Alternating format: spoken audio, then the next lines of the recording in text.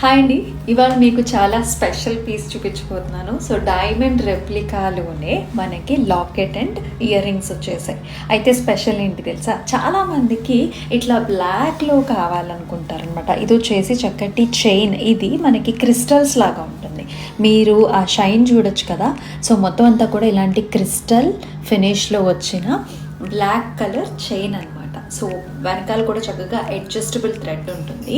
And దీనికి మనం ఇట్లాగా డైమండ్ లాకెట్ పేరప్ చేసుకున్నాం.